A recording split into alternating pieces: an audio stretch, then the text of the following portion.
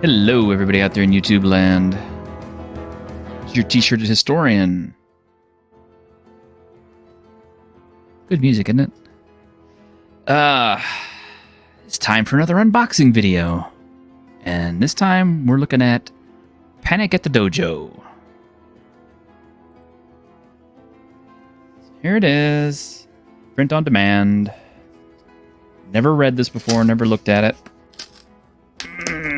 Hope I can still got enough hand strength to just tacky rip this thing open. Who needs cutting implements? I've got my mitts. There we go.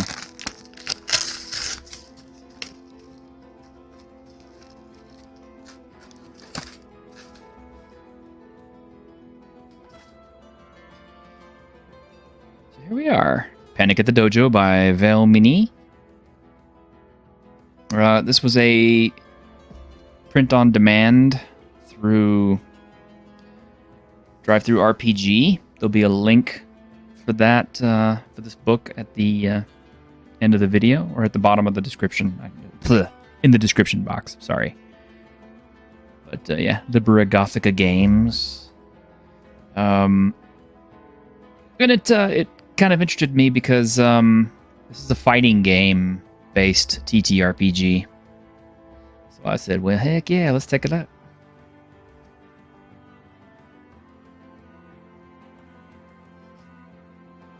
I normally like hardbacks, but for some reason I got this in softback. I think there wasn't an option for hardback.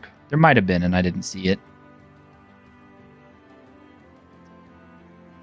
But what's interesting about this is a... Oh, hello. Well, that's not good. Look at that. It basically just tore right out of the binder. That's what you get for lightning source, I guess. Alright, well, that's not a mark against the game itself, obviously. Because this, the video is not so much a criticism of the game, although I'll definitely be commenting on it as I see things in it about what I like and what I don't like. But yeah, if you were to buy a copy of it, yeah, maybe stitch binding would be better. I don't know. Maybe consider going with Lulu. They have really good printing, print on demand. Yeah. Also, you'll notice that I don't know if it's a formatting error or if it's just the way that the printer cut this, but the page numbers are literally on the edge of the page. I mean, if the cutting die had gone over just like even quarter of an inch more, we would have lost page numbers. That's not good. But again, I'm not blaming this on Vale Mini. That's not his fault. He had no, or they, I don't know. I don't actually know if it's a boy or a girl. I really don't, or whatever. I mean, I'm assuming it's a guy, but it might just as well be a girl. I don't know. But in any case, yeah, I don't blame that on them. That's not their fault. Yes. What is it? It's a role-playing tabletop game set in a world where martial arts reign supreme, and magic exists, a little. So all mundane personal conflicts, such as overdue rent, are decided by high-level martial arts fights. I like this already. It's almost literally like a TTRPG that is similar to the Street Fighter 6 World Tour mode, where, basically you run around and you can actually fight people on the street, and they're happy to fight with you, even if they get, clobbered. Which they usually do, because, I can spam kicks pretty good. But anyway, Yeah, so this is kind of unique. This is kind of different. This is not an OSR product. This is not a D20 product, from what I understand. From what I've seen about this, and what interested me was the fact that this uses dice, but it doesn't use them in the way that a lot of us old schoolers are used to.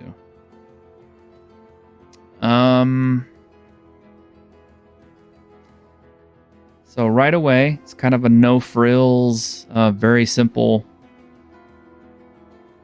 very simply laid out, title and everything at the bottom. There's color coding for everything. Forms are in blue, styles are in red, actions are green, character options are purple, skills are orange. So I could appreciate color coding. Stances are gold.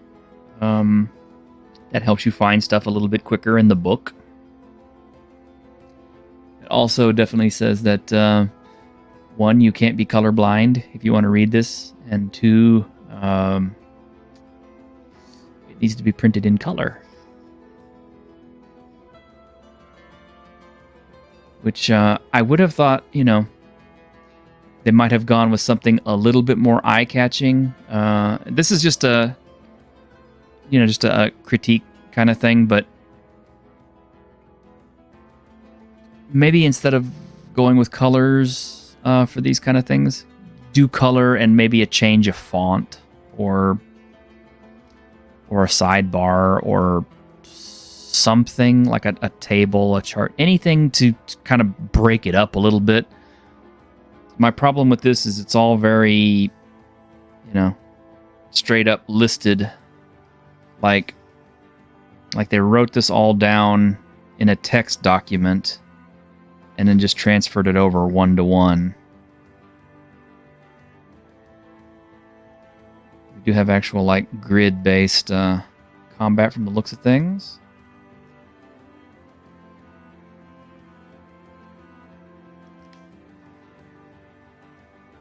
We have cinematic weights. So what this is basically it's like how big the fight is, what it means for its complexity, and so in a way it's kind of like the mooks and bosses kind of thing from 4th edition, which I can get behind that because that is almost an anime type thing too, where the hero can take out tons and tons of little guys and stuff like that, but then they meet someone else who is a genuine challenge to them, and they have to kind of change it up a little bit, or usually there's somebody even bigger than them. So in a way, I see that stylistically. Guest heroes, uneven fights, okay, complications. They didn't spend much on artwork, I don't guess. And I don't want to be harping on that kind of stuff but I'm just going to say that having artwork to break up your blocks of text a little bit here and there, I mean, yes, it does add to page count, but it also does kind of help it, from break it up from being, one thing after another. Also, there's a whole lot of reading. See, like this is good here. It needed maybe a couple more pages of little pictures of art back in the other thing, I think, to break it up some. But combat rules grid. I would have actually liked a grid to be referenced or to be shown.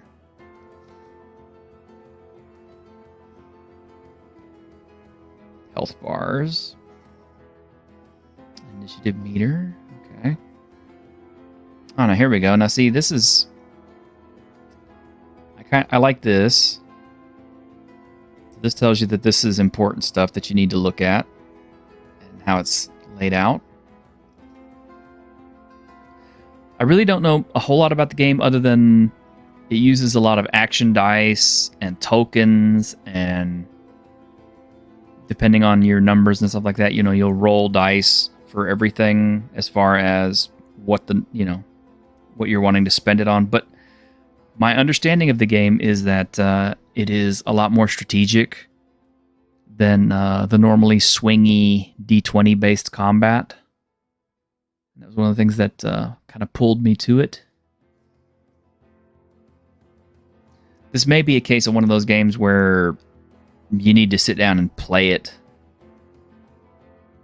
at least once or twice with people that you trust before you go and get fully involved in it. But I'm always willing to take a look at something that interests me, and like I said, this interested me. Here's some more artwork. The artwork looks, I guess stylistically okay for what it is. It's a fighting game based type thing. I guess this guy could be a fighting character type. It's color, so that's nice. Yeah, here we have challenge tokens, weakness tokens, other common tokens.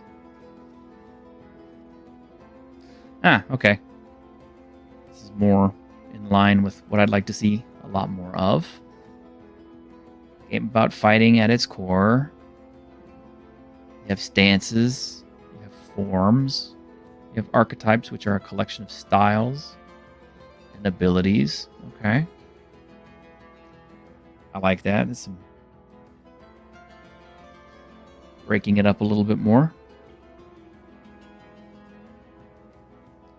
Pressure style, name, range, ability.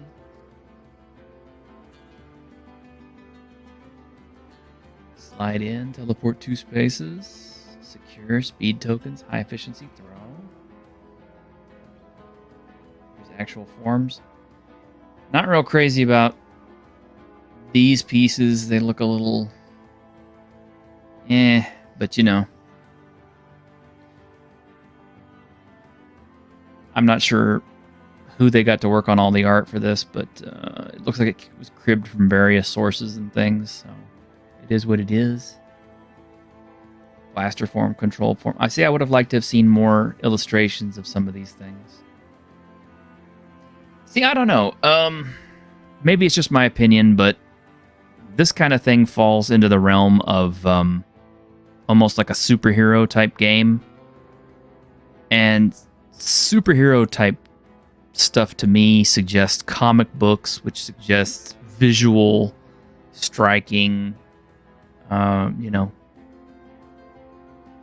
and if it had been my choice, I probably would have, instead of going with a lot of hand-drawn art, I actually would have gone with a lot of sprite-based looking characters to make them look like fighting game characters, or even classic anime fighting characters. But that's just me. Everybody's got an idea of how things can be better retroactively, and maybe in the future they'll get a little money together and put out a second edition that improves on this a little bit. Hopefully they listen and take some advice to how to make it look better for the next one. And it is a fairly thick little book, as you can see, so it's pretty substantial. The typeface is big, as you can see, so that it's very readable. I have no complaints with the legibility or the way that it conveys information so much. It's just that it really seems like it's a lot of text. And maybe they should have gone to a bigger book size, because as you can see, the size of this book being what it is, if they had gone to a full-sized book, they could have maybe spread the text out a little bit more and, put in some more illustrations and things. Yes, I do like smaller books myself. But I don't know.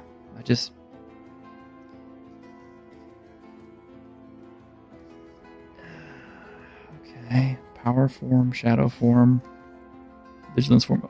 Okay. And what I like too is it does give you actual, physical representations of what dice are used, so you can identify those quickly. Like if you're having to look through this. I don't know what the character sheets look like, but having stuff like this to reference really quickly would be good. It's definitely really apparent that if you were going to get this at your table, everybody's going to have a copy of this book in order to play, because if they're going to be going back and forth to this to reference it constantly, then yeah, you're going to need that.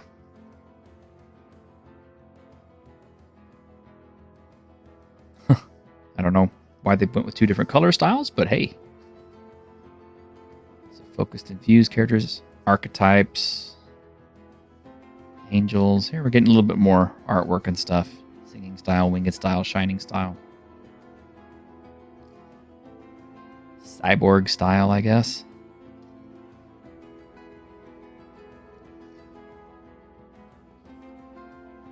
I definitely need to read up more on the rules and things to understand how the game is actually played. Because as I said, I've seen examples of play up online, and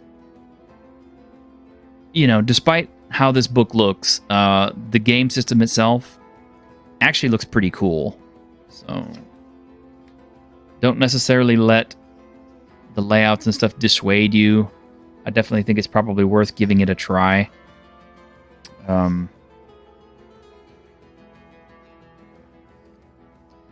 I intend to at some point, just to test it out for myself. Finding people who are going to be interested in a game where it is mostly fighting is going to be its own travail, I think. One thing I do see is that there is a lot of there's a lot of styles being represented. Like I said, it's almost like a superhero type game. All of the different styles and things. Yeah, I mean, it's chock full of them. So between combat, obviously this is for skills, role-playing stuff. So, okay. And again, we end up with, walls of text. Like I said, I would have broken that up a little bit more. Again, with the color coding and meeting heroes. Making heroes. So we're 122 pages in, and we finally get to the hero creation rules. I had to explain everything to you first, and keep in mind, I don't know if they necessarily meant to color code or not, but kind of what it looks like.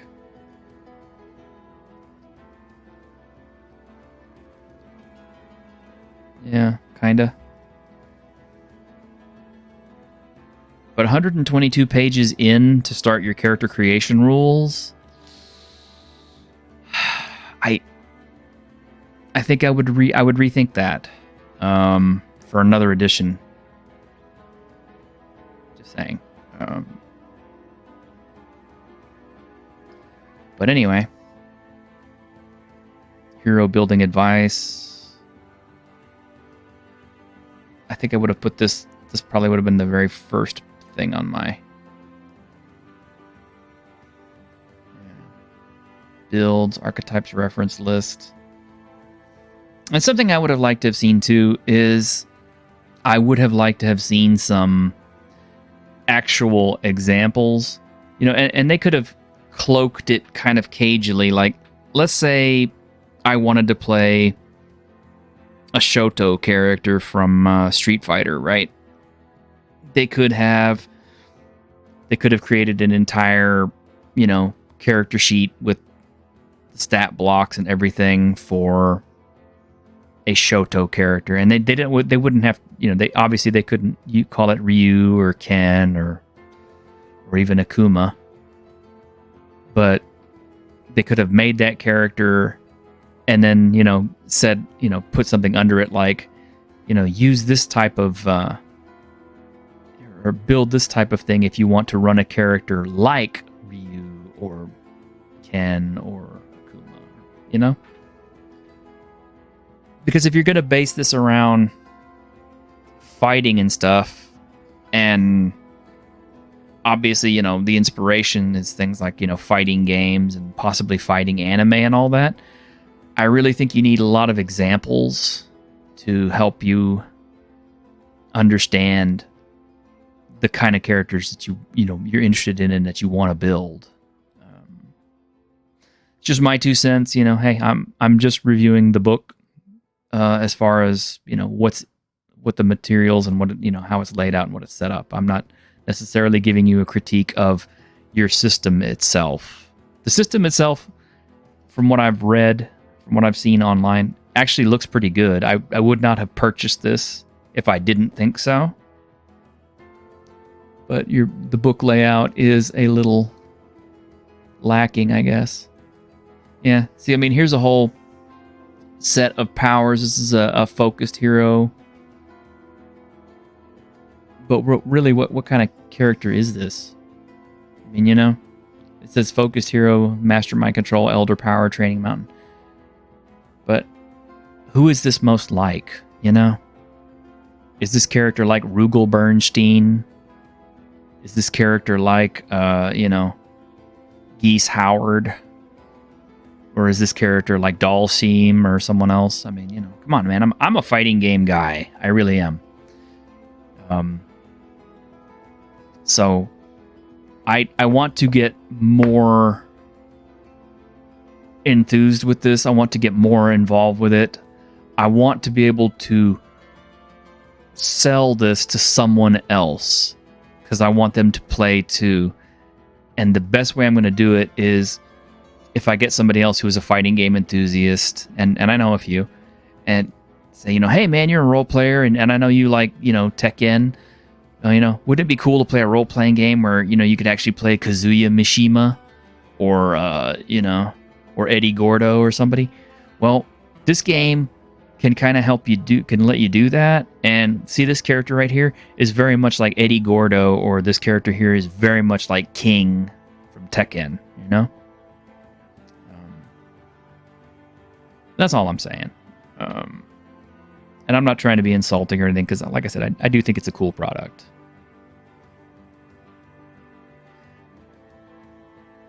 Yeah, see, Truth Crimson, Fused Hero, Agile Angel Demon. Truth wants to make a vampire, Demon's vampire style. Okay, so it's an example of character creation, so that helps. What they end up with. I'll have to go through that to really see how it works. Making enemies. Now, from what I understand, enemy building is pretty much the same as hero building. Except, yeah, they have like warriors and stooges and bosses. And the game master for this is called the Director, I believe. Boss archetypes, the Blur, the Necromancer, the Giant, the Swarm. Okay, so I would have to see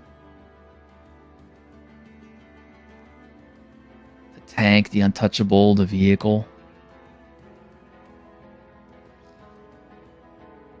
I kind of like the way this is written out. It's like the Untouchable, at the start of your turn, you get this, you get this. The Untouchable can redirect everything you throw at them. Must have a stance in one of these styles. So I can get it with that. Enemy creation checklist. This seems better fleshed out a little bit. Actual enemy forces. I like this art, by the way. For designing encounters and cinematic weights. Angel enemies. These are different types using different styles.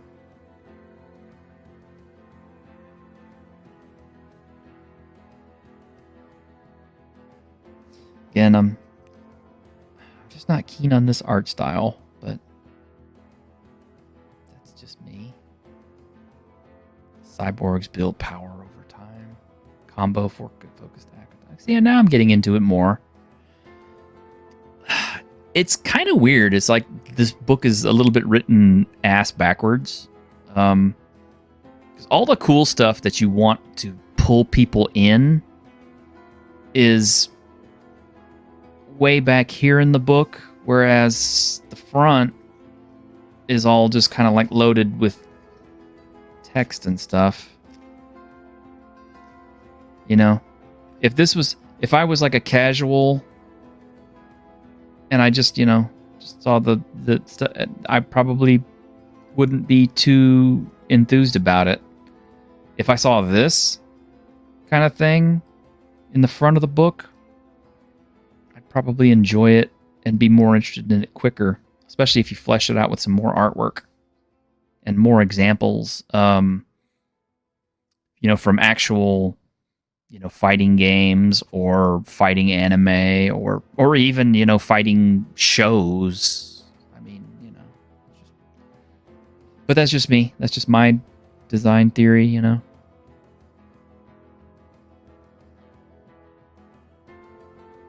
Pretty cool. Pumpkin theme supervillain. Flame tongue. Los Fuego.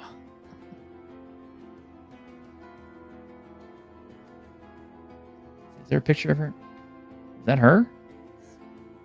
Kind of not what I... With a cool name like Los Fuego, that's not what I expected, but...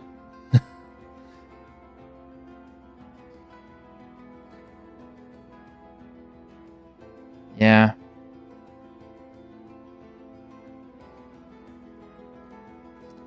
I'm going to stop talking about the art so much. I mean, because it is what it is.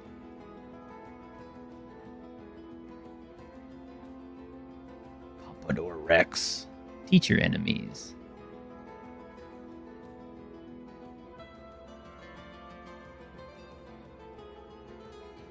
Underdog enemies. It's got lots of examples. It's got lots of types. So I can dig that. And my understanding is that, since most of the enemies are pretty much built along the same lines as characters, because it's like one-on-one fights and that kind of stuff, it does become a skill versus skill based game where, people try to kind of create builds to destroy other builds and work around other builds and stuff like that. And I can get behind that. I really need to play test it, and there are some good videos on this online. I definitely recommend checking them out.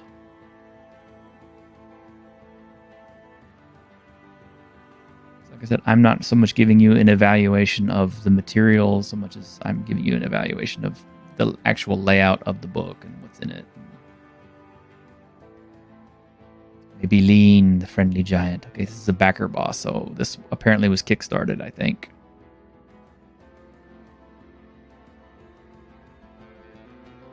Race Thoruson.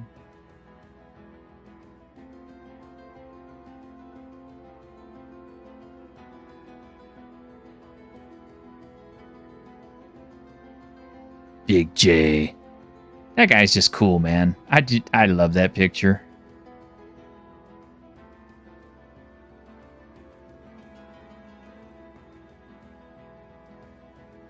So basically it's giving you an idea of all the different other types of bosses and stuff. Lots and lots of them.